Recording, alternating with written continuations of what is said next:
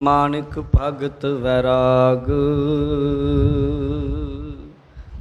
श्री गुरु ग्रंथ साहिब ओदद बंदों कर अनुराग।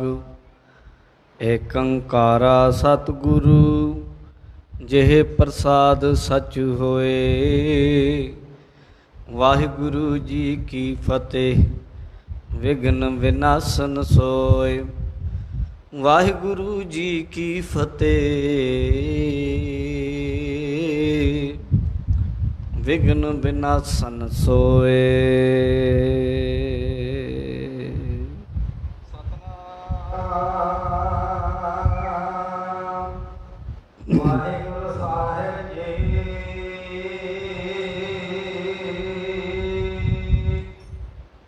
एक समय संगत को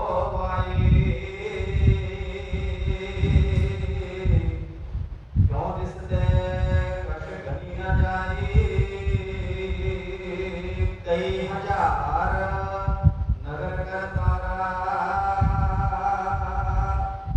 मानव मिले ना पायत पारा। तरे कामना दर्शन करही। मेरे संते मन पाशक पुरही। वाहिगुरु जी का खालसा वाहिगुरु जी की फतेह। बादशाह दरवेश बालिए दो जहान अमृत के दाते शमशीरे बहादुर सरवंस दानी कलगीधर पिता साहिब श्री गुरु गोबिंद सिंह जी महाराज सच्चे पातशाह जी दे महान पावन पवित्र स्थान गुरुद्वारा श्री नाडा साहिब जी विखे पंचकूले की पावन धरती उत्ते अपनियां हाजरियां लवा रहे गुरु सवारे खालसा जी। आप जी वडभागे हों जो बड़े ही प्रेम अते सत्कार दे नाल गुरु चरनां विच बैठ के पावन गुर इतिहास की कथा बड़ी ही शरधा ते भावना दे नाल सरवण करते हों।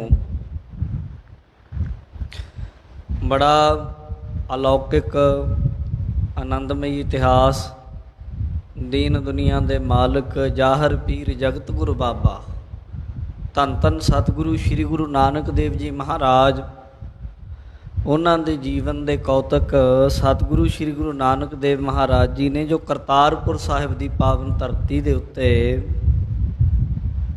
जिसनों धन गुरु नानक देव महाराज जी के जीवन का कह लो कि वो चौथी उदासी जो वो अंतला समा जिस समय भाई गुरदास जी ने लिखा है पहर संसारी कपड़े मंजी बैठ किया वर्तारा। संसारी वस्त्र पहन के संसारी कारज कीते खेती कीती धर्म की किरत कीती मानवता का भला कीता। गुरु बाबा सतगुरु श्री गुरु नानक देव जी महाराज जी ने गुरमत का सच्चा सुच्चा उपदेश पूरी दुनिया को दिता। ऐसे अलौकिक आनंदमई प्रसंग चल रहे हैं। अज का प्रसंग सत्कारयोग चूड़ामन कवि संतोख सिंह जी दस रहे ने कि एक वार की गल है श्री करतारपुर साहिब विखे बहुत ज़्यादा संगत इकट्ठी होके चल आई है जिहदी गिनती कई हज़ार लिखी है। आओ सुनते हाँ संगतां नूं गुरु नानक देव जी महाराज जी ने किवें पार उतारा कीता है।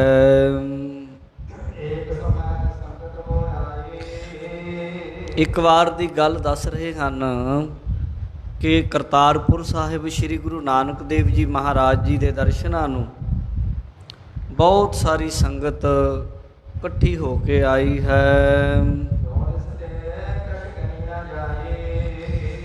सतगुरु गुरु नानक देव महाराज जी का प्रताप चारे दिशावां विच पूरब पश्चिम उत्तर दक्षिण हर जगह फैलिया होया।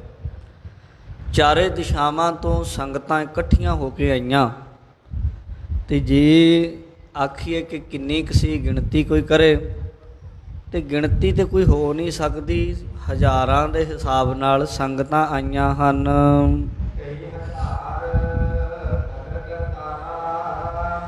ਕਈ ਹਜ਼ਾਰ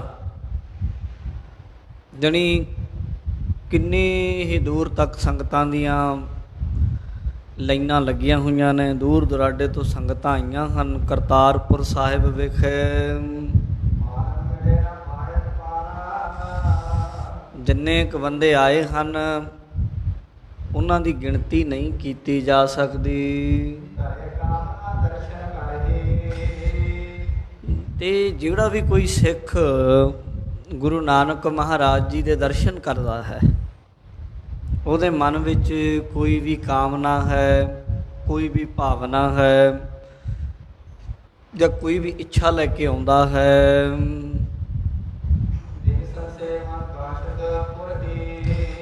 ਸਤਿਗੁਰੂ ਗੁਰੂ ਨਾਨਕ ਦੇਵ ਜੀ ਮਹਾਰਾਜ ਜੀ ਦੀ ਇਹ ਬਖਸ਼ਿਸ਼ ਹੈ, ਇਹ ਪ੍ਰਤਾਪ ਹੈ ਉਹਨਾਂ ਦੇ ਦਰਸ਼ਨਾਂ ਦਾ ਕਿ ਕੋਈ ਗੁਰਸਿੱਖ ਕੋਈ ਦੁਨਿਆਵੀ ਕਾਮਨਾ ਲੈ ਕੇ ਆ ਜਾਏ। ਕੋਈ ਦੁੱਧ ਮੰਗਦਾ, ਕੋਈ ਪੁੱਤ ਮੰਗਦਾ ਹੈ, ਕੋਈ ਧਨ ਮੰਗਦਾ ਹੈ। ਵਿਰਲੇ ਵਿਰਲੇ ਗੁਰਮੁਖ ਹਨ ਜਿਹੜੇ ਪ੍ਰੇਮ ਪਦਾਰਥ, ਨਾਮ ਦੀ ਦਾਤ, ਮੁਕਤੀ ਦੀ ਦਾਤ ਵੀ ਮੰਗਦੇ ਹਨ। ਗੁਰੂ ਨਾਨਕ ਦੇ ਘਰੋਂ ਸਭ ਕੁਝ ਮਿਲਦਾ ਹੈ। ਸਾਚੇ ਸਾਹਿਬਾ ਕਿਆ ਨਾਹੀਂ ਘਰ ਤੇਰਾ ਹੈ, ਘਰ ਤਾਂ ਤੇਰਾ ਸਭ ਕਿਛ ਹੈ ਜਿਸ ਦੇ ਹਿ ਸੋ ਪਾਵੈ।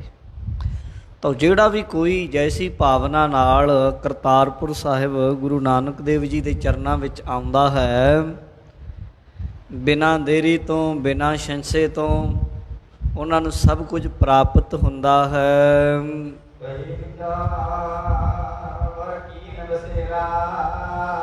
ਤੇ ਰਾਤ ਹੋ ਗਈ, ਬਾਸਾ ਕੀਤਾ ਸੰਗਤਾਂ ਨੇ। ਪੜੋ।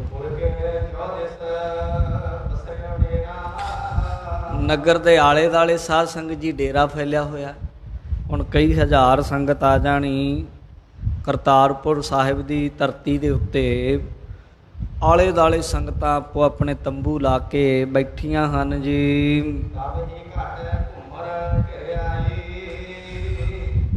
ਬਸ ਇੱਕ ਅਨੋਖੀ ਜਿਹੀ ਘਟਨਾ ਘਟੀ। ਕਈ ਹਜ਼ਾਰ ਸੰਗਤਾਂ ਦਾ ਇਕੱਠ ਹੈ ਤੇ ਹੋਇਆ ਕਿ ਹਨੇਰੀ ਆ ਗਈ, ਕਾਲੀਆਂ ਘਟਾਵਾਂ ਚੜ੍ਹ ਆਈਆਂ ਹਨ। ਮੌਸਮ ਹੈ ਜਿਹੜਾ ਮੀਂਹ ਦਾ ਮੌਸਮ ਹੋ ਗਿਆ ਹੈ। ਮੀਂਹ ਵਰਸਣ ਲੱਗਾ ਜੀ। ਤੇ ਮੀਂਹ ਵੀ ਇੰਨਾ ਕੁ ਵਰਸਿਆ ਜਿਹਨੂੰ ਅਸੀਂ ਸ਼ੈਬਰ ਲਾ ਕੇ ਵਰਸਣਾ ਜਾਂ ਝੜੀ ਕਹਿ ਦਈਏ। ਝੜੀ ਲੱਗ ਗਈ ਹੈ। ਮੀਂਹ ਪੈਂਦਿਆਂ ਪੈਂਦਿਆਂ ਜੀ ਰਾਤ ਲੰਘ ਗਈ ਸਾਰੀ, ਰੁਕਿਆ ਨਾ। ਅਗਲਾ ਦਿਨ ਚੜ੍ਹ ਆਇਆ, ਦਿਨ ਵਿੱਚ ਵੀ ਮੀਂਹ ਪੈਂਦਾ ਹੀ ਰਿਹਾ ਹੈ। ਗੁਰੂ ਕੀਆਂ ਸੰਗਤਾਂ ਕਰਤਾਰਪੁਰ ਸਾਹਿਬ ਵਿਖੇ ਬਾਹਰਵਾਰ ਨਗਰ ਦੇ ਵਿੱਚ ਸਾਰੀ ਦੂਰ ਦੁਰਾਡੇ ਤੱਕ ਸੰਗਤਾਂ ਬੈਠੀਆਂ ਹਨ। ਸਾਰਾ ਹੀ ਦਿਨ ਵੀ ਉਸ ਦਿਨ ਮੀਂਹ ਪੈਂਦਾ ਰਿਹਾ, ਮੀਂਹ ਰੁਕਿਆ ਨਾ।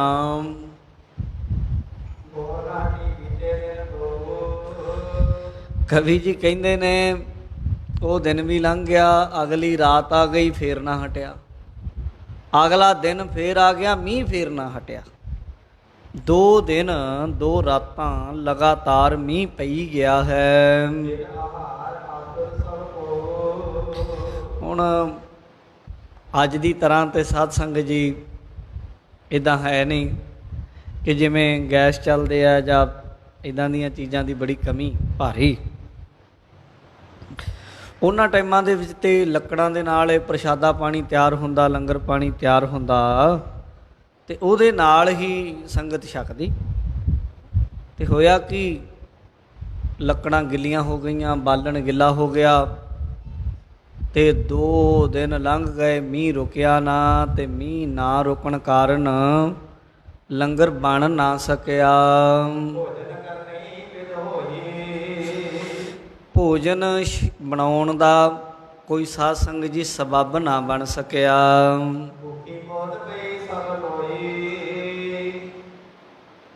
ਸਰੀਰ ਹੈ ਆਖਰ ਸਾਧ ਸੰਗਤ, ਭੁੱਖ ਤੇ ਲੱਗਦੀ ਹੈ। ਜਿੰਨੀ ਸੰਗਤ ਹੈ, ਭੁੱਖ ਲੱਗ ਗਈ, ਲੰਗਰ ਪ੍ਰਸ਼ਾਦਾ ਪਾਣੀ ਤਿਆਰ ਨਾ ਕਰ ਸਕੇ, ਤੇ ਜਦੋਂ ਲੰਗਰ ਨਾ ਤਿਆਰ ਹੋ ਸਕਿਆ ਤੇ ਭੁੱਖ ਲੱਗੀ ਹੈ ਸਰੀਰ ਨੂੰ, ਮੌਕਾ ਹੀ ਨਾ ਲੱਗਿਆ, ਮੀਂਹ ਨੇ ਮੌਕਾ ਨਾ, ਸਮਾਂ ਨਾ ਦਿੱਤਾ ਭੋਜਨ ਬਣਾਉਣ ਦਾ। ਜਿੱਥੇ ਕਿਤੇ ਵੀ ਮੀਂਹ ਹੀ ਮੀਂਹ, ਮੀਂਹ ਹੀ ਮੀਂਹ, ਜਲੋ ਜਲ ਚਾਰੇ ਪਾਸੇ ਕੀਤਾ ਪਿਆ ਹੈ। ਸਤਿਗੁਰੂ ਗੁਰੂ ਨਾਨਕ ਦੇਵ ਜੀ ਮਹਾਰਾਜ ਧਰਮਸ਼ਾਲਾ, ਜਿਹਨੂੰ ਅਸੀਂ ਅੱਜ ਗੁਰੂ ਘਰ ਕਹਿੰਦੇ ਹਾਂ, ਗੁਰੂ ਨਾਨਕ ਸਾਹਿਬ ਜੀ ਦੇ ਸਮੇਂ ਗੁਰਦੁਆਰਾ ਵੀ ਕਹਿੰਦੇ ਸਨ, ਧਰਮਸ਼ਾਲਾ ਵੀ ਕਹਿੰਦੇ ਸਨ।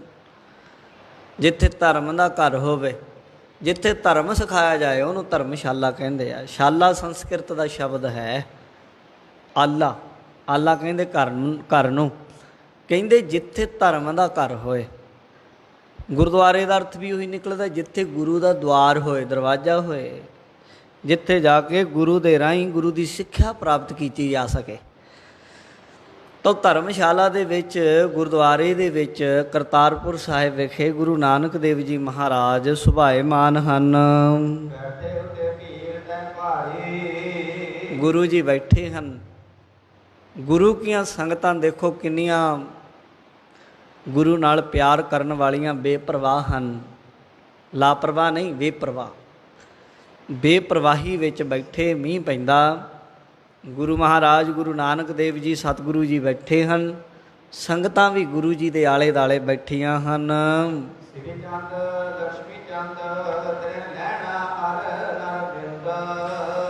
ਉੱਥੇ ਹੀ ਗੁਰੂ ਨਾਨਕ ਦੇਵ ਮਹਾਰਾਜ ਜੀ ਦੇ ਕੋਲ ਗੁਰੂ ਸਤਿਗੁਰੂ ਜੀ ਦੇ ਵੱਡੇ ਸਪੁੱਤਰ ਬਾਬਾ ਸ਼੍ਰੀ ਚੰਦ ਜੀ ਵੀ ਬੈਠੇ ਹਨ। ਉਹਨਾਂ ਦੀ ਉਮਰ ਵੀ ਜਵਾਨ ਅਵਸਥਾ ਹੈ। ਉਹਨਾਂ ਦੇ ਛੋਟੇ ਸਪੁੱਤਰ ਸ਼੍ਰੀ ਲਖਮੀ ਦਾਸ ਜੀ ਵੀ ਬੈਠੇ ਹਨ। ਉਹਨਾਂ ਦੇ ਨਾਲ ਹੀ ਸਤਿਕਾਰਯੋਗ ਭਾਈ ਲਹਿਣਾ ਜੀ, ਜੋ ਬਾਅਦ ਵਿੱਚ ਗੁਰੂ ਅੰਗਦ ਦੇਵ ਜੀ ਬਣੇ, ਭਾਈ ਲਹਿਣਾ ਜੀ ਵੀ ਬੈਠੇ ਨੇ। ਹੋਰ ਵੀ ਜਿੰਨੇ ਸੇਵਕ ਹਨ ਗੁਰੂ ਸਾਹਿਬ ਜੀ ਦੇ, ਉਹ ਸਿੱਖ ਸੇਵਕ ਵੀ ਗੁਰੂ ਨਾਨਕ ਦੇਵ ਮਹਾਰਾਜ ਜੀ ਦੇ ਕੋਲ ਬੈਠੇ ਹਨ।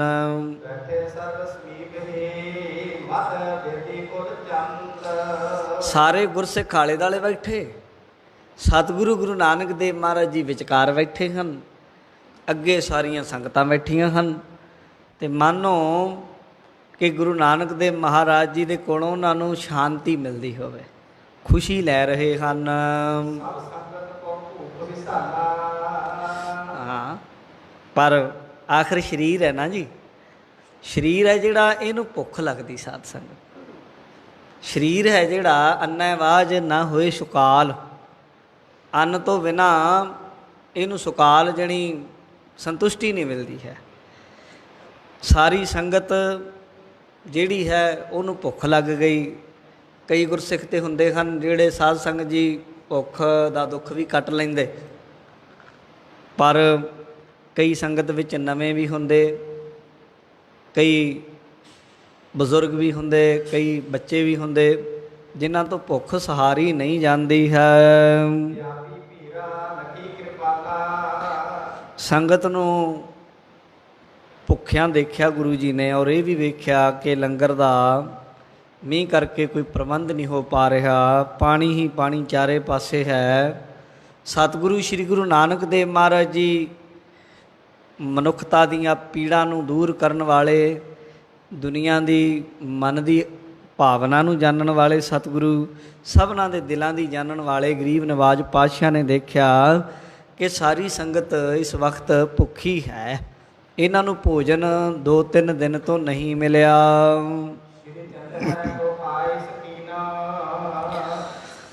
ਸੰਗਤ ਦੇ ਵਾਸਤੇ ਸਭ ਕੁਝ ਹੋ ਜਾਂਦਾ ਹੈ। ਸਤਿਗੁਰੂ ਗੁਰੂ ਨਾਨਕ ਦੇਵ ਮਹਾਰਾਜ ਨੇ ਵੇਖਿਆ ਕਿ ਸੰਗਤ ਭੁੱਖੀ ਹੈ, ਕਈ ਦਿਨਾਂ ਦੀ ਭੁੱਖ ਲੱਗੀ ਹੈ। ਸਤਿਗੁਰੂ ਜੀ ਨੇ ਆਪਣੇ ਪੁੱਤਰ ਬਾਬਾ ਸ਼੍ਰੀ ਚੰਦ ਜੀ ਨੂੰ ਆਗਿਆ ਦਿੱਤੀ, ਕਹਿਣ ਲੱਗੇ,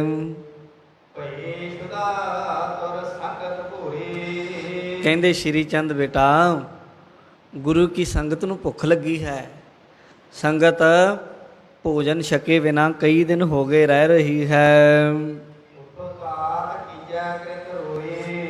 ਪੁੱਤਰ ਜੀ ਉਠੋ, ਇੱਕ ਕੰਮ ਕਰੋ। ਕਹਿੰਦੇ ਪਿਤਾ ਜੀ ਦੱਸੋ ਕੀ ਗੱਲ ਹੈ। ਬੇਟਾ ਜੀ ਉਠੋ, ਤੁਹਾਨੂੰ ਇੱਕ ਕੰਮ ਦੱਸਦੇ ਹਾਂ, ਉਹ ਕੰਮ ਕਰੋ।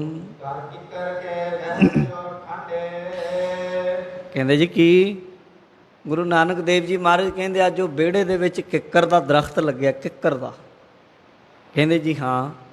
ਕਹਿੰਦੇ ਉਹਦੇ ਕੋਲ ਜਾਓ।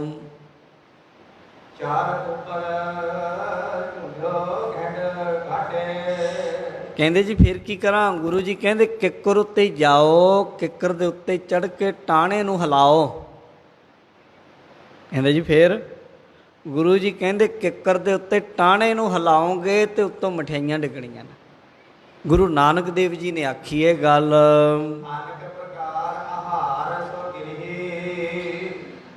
ਬਾਬਾ ਸ਼੍ਰੀ ਚੰਦ ਜੀ ਕਹਿੰਦੇ ਜੀ ਹੋਏਗਾ ਕੀ। ਗੁਰੂ ਜੀ ਕਹਿੰਦੇ ਕਈ ਤਰ੍ਹਾਂ ਦੇ ਭੋਜਨ ਕਿੱਕਰ ਤੋਂ ਡਿੱਗਣਗੇ ਤੇ ਸੰਗਤ ਉਹ ਭੋਜਨ ਪਦਾਰਥ ਛਕ ਲਏਗੀ ਤੇ ਸੰਗਤ ਦਾ ਜਿਹੜਾ ਦੁੱਖ ਹੈ ਭੁੱਖ ਦਾ ਦੂਰ ਹੋ ਜਾਏਗਾ। ਤੇ ਜਦੋਂ ਮੀਂਹ ਹਟ ਜਾਏਗਾ ਫਿਰ ਭੋਜਨ ਛਕ ਕੇ ਸੰਗਤ ਤ੍ਰਿਪਤ ਹੋ ਜਾਏਗੀ। ਮੀਂਹ ਹਟ ਜਾਏਗਾ, ਜਦ ਲੰਗਰ ਬਣ ਜਾਏਗਾ, ਫਿਰ ਸੰਗਤਾਂ ਆਪੋ ਆਪਣੇ ਘਰਾਂ ਨੂੰ ਚਲੀਆਂ ਜਾਣਗੀਆਂ। ਭਾਈ ਇਹ ਠੀਕ ਨਹੀਂ ਕਿ ਸੰਗਤ ਗੁਰੂ ਘਰ ਆਏ ਤੇ ਉਹਨੂੰ ਭੁੱਖ ਕੱਟਣੀ ਪਏ। ਜਦੋਂ ਇਹ ਗੱਲ ਸੁਣੀ ਬਾਬਾ ਸ਼੍ਰੀ ਚੰਦ ਜੀ ਨੇ, ਜਦੋਂ ਗੁਰੂ ਜੀ ਨੇ ਆਖਿਆ ਜਾਓ ਕਿੱਕਰ ਤੇ ਚੜ੍ਹੋ, ਕਿੱਕਰ ਦਾ ਟਾਹਣਾ ਹਿਲਾਓ, ਉੱਤੋਂ ਮਠਿਆਈਆਂ ਡਿੱਗਣੀਆਂ ਹਨ। ਉਹ ਵੀ ਸਾਡੇ ਵਰਗੇ ਹੀ ਸੀ ਮਨ ਦੇ ਵਿੱਚੋਂ। ਉਹਨਾਂ ਦੀ ਹਜੇ ਮਨ 'ਚ ਭਰੋਸਾ ਨਹੀਂ ਸੀ ਆਇਆ ਕਿ ਗੁਰੂ ਨਾਨਕ ਦੇਵ ਜੋ ਚਾਹਣੋਂ ਕਰ ਸਕਦੇ ਆ। ਉਹਨਾਂ ਦੇ ਮਨ ਵਿੱਚ ਇਹ ਸੀ ਵੀ ਕਿੱਕਰ ਤੇ ਚੜਾਂਗੇ, ਕਿੱਕਰ ਤੋਂ ਵੀ ਕਦੇ ਮਠਿਆਈਆਂ ਡਿੱਗਦੀਆਂ, ਕਦੇ ਡਿੱਗ ਸਕਦੀ ਮਠਿਆਈ। ਹੁਣ ਵੀ ਸਾਡੇ ਕਈ ਸਿੱਖ ਵੀ ਇੱਦਾਂ ਕਿੰਤੂ ਪਰੰਤੂ ਕਰਦੇ ਆ। ਕਈਆਂ ਨੇ ਤਾਂ ਇਸ ਗੱਲ 'ਤੇ ਕਿੰਤੂ ਵੀ ਬੜਾ ਜ਼ੋਰਾਂ ਨਾਲ ਕੀਤਾ।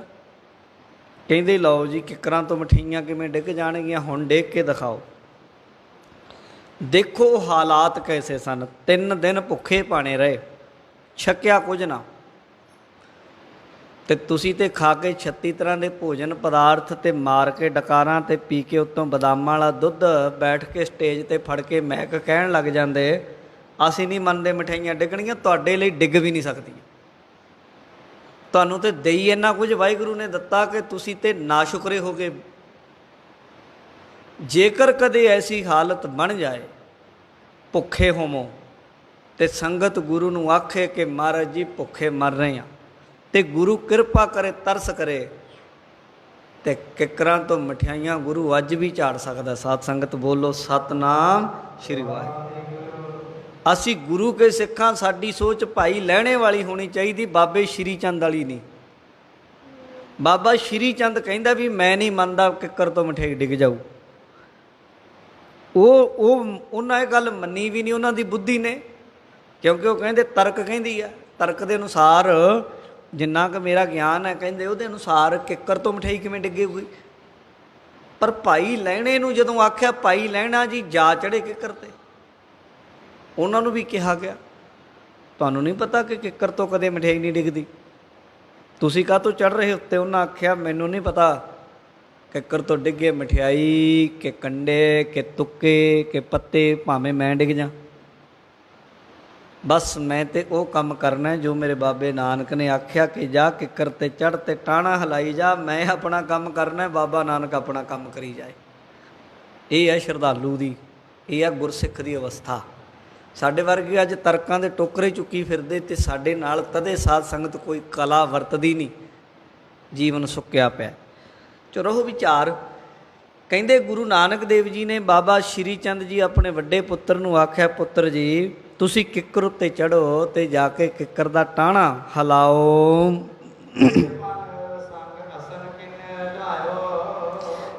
ਅੱਗੋਂ ਬਾਬਾ ਸ਼੍ਰੀ ਚੰਦ ਜੀ ਗੁਰੂ ਨਾਨਕ ਦੇਵ ਜੀ ਨੂੰ ਕਹਿੰਦੇ ਜੀ ਦੱਸੋ ਦਰਖਤਾਂ ਨੂੰ ਵੀ ਕਦੇ ਰੋਟੀਆਂ ਲੱਗੀਆਂ, ਕਦੇ ਦਰਖਤਾਂ ਨੂੰ ਵੀ ਪਦਾਰਥ ਲੱਗੇ, ਇੱਦਾਂ ਕਿਵੇਂ ਹੋ ਸਕਦਾ ਹੈ। ਅੱਜ ਤੱਕ ਤੇ ਮੈਂ ਕਦੇ ਵੇਖਿਆ ਨਹੀਂ ਨਾ ਸੁਣਿਆ ਵੀ ਕਦੇ ਕਿੱਕਰਾਂ ਦੇ ਉੱਤੋਂ ਪਦਾਰਥ ਡਿੱਗਦੇ ਹੋਣ। ਪੂਰਬ ਕਦੇ ਨਾ ਹੋਈ ਐਸੇ, ਪਹਿਲਾਂ ਤੇ ਕਦੇ ਅੱਜ ਤੱਕ ਹੋਈ ਨਹੀਂ ਕਿ ਐਦਾਂ ਕਿੱਕਰਾਂ ਤੋਂ ਕਦੇ ਮਠਿਆਈਆਂ ਡਿੱਗਦੀਆਂ ਹੋਣ। ਆਪ ਬਚਨ ਭਾਖਤ ਹੋ ਜੈਸੇ, ਜਿੱਦਾਂ ਦੇ ਵਚਨ ਤੁਸੀਂ ਕਰ ਰਹੇ ਹੋ ਐਦਾਂ ਕਿਤੇ ਹੋ ਸਕਦਾ? ਐਦਾਂ ਅਸੰਭਵ ਹੈ। ਪਰ ਗੁਰੂ ਨਾਨਕ ਦਾ ਘਰ ਉਹੀ ਹੈ ਜਿਹੜਾ ਅਸੰਭਵ ਨੂੰ ਵੀ ਸੰਭਵ ਬਣਾ ਦੇਵੇ, ਨਾ ਮੁਮਕਿਨ ਨੂੰ ਵੀ ਮੁਮਕਿਨ ਕਰ ਦੇਵੇ। ਕਈ ਬੰਦੇ ਮਿਲਣਗੇ, ਇੱਕ ਜਗ੍ਹਾ ਕਿਸੇ ਗੁਰਮੁਖ ਨੇ ਮੈਨੂੰ ਦੱਸਿਆ ਤੇ ਗੱਲਬਾਤ ਚੱਲੀ। ਮੈਂ ਕਿਹਾ ਕਿੱਕਰਾਂ ਦੀ ਮਠਿਆਈਆਂ ਵਾਲੀ ਗੱਲ, ਤੇ ਉਹਨੇ ਆਖਿਆ ਬਾਬਾ ਜੀ ਹੋ ਸਕਦਾ। ਮੈਂ ਕਿਹਾ ਕਿੱਦਾਂ? ਕਹਿੰਦਾ ਜੀ ਮੈਂ ਆਪਣੇ ਜੀਵਨ ਤੋਂ ਕਹਿੰਦਾ ਮੇਰਾ ਜੀਵਨ ਕਿੱਕਰ ਵਰਗਾ ਹੀ ਸੀ। ਕਹਿੰਦਾ ਸ਼ਰਾਬ ਪੀਣੀ, ਗਾਲਾਂ ਕੱਢਣੀਆਂ, ਨਸ਼ੇ ਕਰਨੇ, ਜਿਵੇਂ ਕਿੱਕਰ ਦੇ ਕੰਡੇ ਹੁੰਦੇ ਮੇਰੇ ਬੋਲ ਵੀ ਕਹਿੰਦਾ ਕੰਡਿਆਂ ਵਰਗੇ ਸੀ। ਕਿੱਕਰ ਨਾਲੋਂ ਘੱਟ ਨਹੀਂ ਸੀ, ਕਿੱਕਰ ਤੋਂ ਵੱਧ ਹੀ ਸੀ ਭੈੜਾ ਮੇਰਾ ਜੀਵਨ। ਪਰ ਗੁਰੂ ਨਾਨਕ ਨੇ ਜਦੋਂ ਮੈਂ ਗੁਰੂ ਨਾਨਕ ਦੀ ਸੰਗਤ ਕੀਤੀ ਮੇਰੇ ਜੀਵਨ 'ਚ ਅੰਮ੍ਰਿਤ ਭਰ ਦਿੱਤਾ। ਬੋਲੋ ਸਤਿਨਾਮ ਸ਼੍ਰੀ ਵਾਹਿਗੁਰੂ। ਕਿੰਨੇ ਕੁ ਕਿੱਕਰ ਗੁਰੂ ਨਾਨਕ ਦੇ ਮਹਾਰਾਜ ਸੱਚੇ ਪਾਤਸ਼ਾਹ ਨੇ ਚੰਦਨ ਬਣਾਏ, ਗਿਣਤੀ ਨਹੀਂ ਗਿਣੀ ਜਾਣੀ। ਸੱਜਣ ਠੱਗ ਸ਼ੇਖ ਸੱਜਣ ਕਿਸੇ ਕਿੱਕਰ ਨਾਲੋਂ ਘੱਟ ਨਹੀਂ ਸੀ। ਪਰ ਜਦੋਂ ਗੁਰੂ ਨਾਨਕ ਦੀ ਦ੍ਰਿਸ਼ਟੀ ਪਈ ਤੇ ਕਾਂ ਨੂੰ ਹੰਸ ਬਣਾ ਦਿੱਤਾ ਗੁਰੂ ਨਾਨਕ ਨੇ। ਇਹ ਕਿਸੇ ਕਿੱਕਰ ਤੋਂ ਸਾਧ ਸੰਗਤ ਜੀ ਤਰ੍ਹਾਂ ਤਰ੍ਹਾਂ ਦੇ ਪਦਾਰਥ ਨਾਲੋਂ ਛੋਟੀ ਗੱਲ ਨਹੀਂ। ਗੁਰੂ ਨਾਨਕ ਦੇ ਘਰ ਕਿਸ ਚੀਜ਼ ਦੀ ਕਮੀ ਹੈ? ਬਾਬਾ ਸ਼੍ਰੀ ਚੰਦ ਜੀ ਕਹਿੰਦੇ ਜੀ ਹੁਣ ਤੱਕ ਜਿੰਨੇ ਸਿੱਧ ਹੋਏ, ਮੁਨੀ ਹੋਏ, ਜਿੰਨੇ ਅਵਤਾਰ ਹੋਏ ਹਨ, ਕਿਸੇ ਨੇ ਅੱਜ ਤੱਕ ਇਹ ਬਚਨ ਨਹੀਂ ਕੀਤਾ ਜੋ ਗੱਲ ਤੁਸੀਂ ਕਰ ਰਹੇ ਹੋ। ਇਹ ਗੱਲ ਕੁਦਰਤੀ ਤਰੀਕੇ ਤੋਂ ਦੂਜੇ ਪਾਸੇ ਉਲਟੇ ਪਾਸੇ ਜਾ ਕੇ ਹੈ। ਐਸਾ ਹੋਣਾ ਔਖਾ ਜਾਪਦਾ ਹੈ। ਤੇ ਇਉਂ ਨਾ ਕਰੋ ਗੁਰੂ ਜੀ, ਲੋਕਾਂ ਦੇ ਵਿੱਚ ਮੇਰੀ ਬੇਇੱਜ਼ਤੀ ਹੋਏਗੀ। ਜੇ ਮੈਂ ਕਿੱਕਰ ਤੇ ਚੜ੍ਹ ਕੇ ਟਾਹਣੇ ਹਿਲਾਉਣ ਲੱਗ ਗਿਆ ਤੇ ਕਿੱਕਰ ਤੋਂ ਨਾ ਮਠਿਆਈਆਂ ਡਿੱਗੀਆਂ। ਦੇਖੋ ਨਾ ਗੱਲ ਕਿੱਥੇ ਖੜੀ ਆ। ਯਕੀਨ ਨਹੀਂ ਗੁਰੂ ਮਹਾਰਾਜ ਜੀ ਦੇ ਉੱਤੇ। ਸਤਿਗੁਰੂ ਜੀ ਮੇਰੀ ਬੜੀ ਬੇਇੱਜ਼ਤੀ ਹੋ ਜਾਏਗੀ। ਤਦੇ ਫਿਰ ਜੇ ਆਪਣੀ ਹੋਂਦ ਬਚਾਈ ਬੈਠੇ ਸੀ ਤਾਂ ਫਿਰ ਪੁੱਤਰੀ ਕੌਲ ਨਾ ਪਾਲਿਓ ਕਰ ਪੀਰੋਂ ਕੰਨ ਮੁਰਟੀ ਹੈ। ਪੀਰ ਨਹੀਂ ਬਣ ਸਕੇ। ਭਾਈ ਲਹਿਣਾ ਜੀ ਗੁਰੂ ਅੰਗਦ ਬਣ ਗਏ, ਪਰ ਬਾਬਾ ਸ਼੍ਰੀ ਚੰਦ ਜੀ ਦਾ ਸਤਿਕਾਰ ਪੁੱਤਰਾਂ ਵਾਲਾ ਹੀ ਹੈ, ਗੁਰੂ ਵਾਲਾ ਨਹੀਂ ਹੈ। ਪਰ ਇੱਕ ਸੇਵਕ ਦਾ, ਭਾਈ ਲਹਿਣੇ ਦਾ, ਗੁਰੂ ਨਾਨਕ ਦੇ ਬਰਾਬਰ ਗੁਰੂ ਅੰਗਦ ਦੇ ਰੂਪ ਦੇ ਵਿੱਚ ਹੋਇਆ। ਤੇ ਇਤਿਹਾਸਕਾਰਾਂ ਨੇ ਲਿਖਿਆ ਬਾਬਾ ਮੜੀ ਨਾ ਗੌਰ ਉਹ ਗੁਰੂ ਕੇ ਲੋਕੋ, ਗੁਰੂ ਨਾਨਕ ਨੂੰ ਨਾ ਮੜੀਆਂ 'ਚ ਲੱਭਿਓ ਨਾ ਗੋਰਾਂ 'ਚ ਲੱਭਿਓ, ਗੁਰੂ ਅੰਗਦ ਕੇ ਹੀ ਹੈ ਮੈਂ। ਗੁਰੂ ਨਾਨਕ ਨੂੰ ਜੇ ਵੇਖਣਾ ਹੋਵੇ ਤੇ ਗੁਰੂ ਅੰਗਦ ਦੇ ਹਿਰਦੇ 'ਚ ਗੁਰੂ ਨਾਨਕ ਵਸਦਾ ਹੈ। ਇਹ ਸ਼ਰਧਾ ਪ੍ਰੇਮ ਵਾਲਿਆਂ ਦੀ ਖੇਡ ਹੈ। ਸ਼੍ਰੀ ਚੰਦ ਜੀ ਨੇ ਆਖਿਆ ਅਗਰ ਤੁਸੀਂ ਇਹ ਕੰਮ ਕਰੋਗੇ ਜਾਂ ਮੈਨੂੰ ਕਹੋਗੇ ਤੇ ਮੇਰੀ ਬੇਇੱਜ਼ਤੀ ਬੜੀ ਹੋ ਜਾਣੀ ਹੈ। ਤੇ ਮਹਾਰਾਜ ਜੀ ਮੇਰੇ ਤੋਂ ਇਹ ਕੰਮ ਨਹੀਂ ਹੋਣਾ। ਗੁਰੂ ਜੀ ਨੇ ਜਾਣ ਲਿਆ ਕਿ ਸ਼੍ਰੀ ਚੰਦ ਜੀ ਦੇ ਅੰਦਰ ਵਿਸ਼ਵਾਸ ਨਹੀਂ ਹੈ। ਗੁਰੂ ਨਾਨਕ ਜੀ ਮਹਾਰਾਜ ਸੱਚੇ ਪਾਤਸ਼ਾਹ ਨੇ ਫਿਰ ਆਪਣੀ ਸੰਗਤ ਦੇ ਵਿੱਚ ਬੈਠੇ ਆਪਣੇ ਦੂਜੇ ਪੁੱਤਰ ਲਖਮੀ ਚੰਦ ਜੀ ਨੂੰ ਵੇਖਿਆ। ਉਹਨਾਂ ਵੱਲ ਇਸ਼ਾਰਾ ਕਰਕੇ ਤੇ ਉਹਨਾਂ ਨੂੰ ਵੀ ਇਹੀ ਗੱਲ ਆਖੀ ਹੈ। ਪੁੱਤਰ ਲਖਮੀ ਦਾਸ ਜੀ ਤੁਸੀਂ ਆਗਿਆ ਮੰਨ ਲਓ, ਤੁਸੀਂ ਵੀ ਇਹ ਕੰਮ ਕਰੋ, ਦੇਰੀ ਨਾ ਲਾਓ। ਜੋ ਤੁਹਾਡੇ ਵੱਡੇ ਭਰਾਤਾਂ ਨੂੰ ਆਖਿਆ ਹੈ ਤੁਹਾਡੇ ਲਈ ਵੀ ਉਹੀਓ ਹੁਕਮ ਹੈ। ਤੇ ਛੇਤੀ ਦੇਣੇ ਜਾਓ, ਕਿੱਕਰ ਦੇ ਬ੍ਰਿਕਸ਼ ਨੂੰ ਜਾ ਕੇ ਤੇਜ਼ੀ ਨਾਲ ਟਾਹਣੇ ਨੂੰ ਹਿਲਾਓ। ਤੇ ਇਉਂ ਕਰੋ ਤੁਸੀਂ ਆਹ ਸਾਰੀ ਸੰਗਤ ਜਿਹੜੀ 2-3 ਦਿਨ ਦੀ ਭੁੱਖੀ ਹੈ, ਇਹਨਾਂ ਨੂੰ ਆਪਾਂ ਲੰਗਰ ਪਾਣੀ ਦਾ ਪ੍ਰਬੰਧ ਕਰ ਦਈਏ ਪਦਾਰਥਾਂ ਦਾ। ਸੋ ਇਉਂ ਕਰੋ ਕਿੱਕਰ ਨੂੰ ਹਿਲਾਓ ਜੀ। ਭੁਖੇ ਤ੍ਰਿਪਤਾ ਕੋ ਆਛੇ। ਬੜੇ ਕਈ ਦਿਨਾਂ ਦੇ ਭੁੱਖੇ ਹਨ, ਛਕਿਆ ਕੁਝ ਨਹੀਂ, ਇਹਨਾਂ ਦੀ ਤ੍ਰਿਪਤੀ ਹੋ ਜਾਏ ਸਰੀਰ ਦੀ। ਕਰੇ ਨਹੀਂ ਤਬ ਆਵੋ ਪਾਛੇ। ਉਹਨਾਂ ਨੇ ਵੀ ਕਰੇ ਨਹੀਂ ਤਬ ਆਵੋ ਪਾਛੇ। ਕਹਿਣ ਲੱਗੇ ਜਦੋਂ ਇਹ ਰੱਜ ਗਏ ਨਾ, ਐਨ ਜਦੋਂ ਕਹਿਣ ਵੀ ਹੁਣ ਨਹੀਂ ਬਸ ਜੀ, ਬਸ ਰੱਜ ਗਏ, ਹੁਣ ਹੋਰ ਨਹੀਂ ਛਕਣਾ, ਉਦੋਂ ਥੱਲੇ ਉਤਰਿਓ, ਉਹਨਾਂ ਚਿਰ ਤੁਸੀਂ ਝਾੜੀ ਜਾਓ। ਇਉਂ ਗੁਰੂ ਜੀ ਨੇ ਆਖਿਆ ਹੈ। ਚਿੱਤ ਗੁਰੂ ਨਾਨਕ ਦੇਵ ਜੀ ਦੇ ਹੁਕਮ ਅਨੁਸਾਰ ਮੰਨਿਆ ਨਹੀਂ ਕਿ ਮੈਂ ਕਿੱਕਰ ਉੱਤੇ ਜਾਵਾਂ ਚੜਾਂ। ਰਵੈ ਸੁਤ ਲਖੇ ਪ੍ਰੀਤ ਨਾ ਆਈ। ਪ੍ਰਤੀਤ ਨਾ ਆਈ। ਦੋਵਾਂ ਨੇ ਜਵਾਬ ਦੇ ਦਿੱਤਾ। ਛੋਟੇ ਵੀ ਕਹਿਣ ਲੱਗੇ ਪਿਤਾ ਜੀ ਕਿੱਕਰ ਤੋਂ ਕਿਵੇਂ ਝੜ ਸਕਦੇ ਆ ਮਠਿਆਈਆਂ ਪਕਵਾਨ, ਇਹ ਗੱਲ ਮੰਨਣ 'ਚ ਨਹੀਂ ਆਉਂਦੀ। ਗੁਰੂ ਨਾਨਕ ਦੇਵ ਜੀ ਮਹਾਰਾਜ ਨੇ ਦੇਖ ਲਿਆ ਵੀ ਇਹਨਾਂ ਦੇ ਅੰਦਰ ਭਰੋਸਾ ਨਹੀਂ, ਪ੍ਰਤੀਤੀ ਨਹੀਂ। ਪ੍ਰਤੀਤੀ ਤੇ ਜੋਗੀਆਂ ਨੂੰ ਵੀ ਨਹੀਂ ਆਉਂਦੀ ਸੀ। ਫਿਰ ਜਦੋਂ ਜੋਗੀਆਂ ਨੇ ਆਖਿਆ ਰੀਠਿਆਂ ਦੇ ਥੱਲੇ ਬੈਠੇ ਮਹਾਰਾਜ ਨੂੰ ਕੁਝ ਛਕਾਓ, ਕਹਿੰਦੇ ਰੀਠੇ ਤੋੜ ਲਓ। ਫਿਰ ਕਹਿੰਦੇ ਜੀ ਕੌੜੇ ਹੋਣੇ ਮਹਾਰਾਜ, ਕਹਿੰਦੇ ਨਾ ਮਿੱਠੇ ਆ, ਤੋੜੇ ਮਿੱਠੇ ਨਿਕਲਿਆ। ਹੁਣ ਤੱਕ ਵੀ ਰੀਠਾ ਮਿੱਠਾ ਹੀ ਹੈ, ਹੁਣ ਤੱਕ ਵੀ, ਅੱਜ ਵੀ ਚਲੇ ਜਾਓ ਰੀਠੇ ਮਿੱਠੇ ਹੀ ਨਿਕਲਦੇ ਸਾਧ ਸੰਗਤ। ਕਦੇ ਦੁਨੀਆ 'ਚ ਹੋਇਆ ਐਸਾ ਵੀ ਰੀਠਾ ਮਿੱਠਾ ਹੋ ਜਾਏ? ਪਰ ਹੋ ਗਿਆ। ਗੁਰੂ ਨਾਨਕ ਦੇਵ ਮਹਾਰਾਜ ਜਿਸ ਰੀਠੇ ਦੇ ਹੇਠਾਂ ਬੈਠ ਗਏ ਉਹ ਰੀਠਾ ਮਿੱਠਾ ਹੋ ਗਿਆ। ਜਿੱਧਰ ਗੁਰੂ ਨਾਨਕ ਮਹਾਰਾਜ ਨੇ ਹੱਥ ਕਰ ਦਿੱਤਾ ਉਹ ਜਗ੍ਹਾ ਪਵਿੱਤਰ ਹੋ ਗਈ।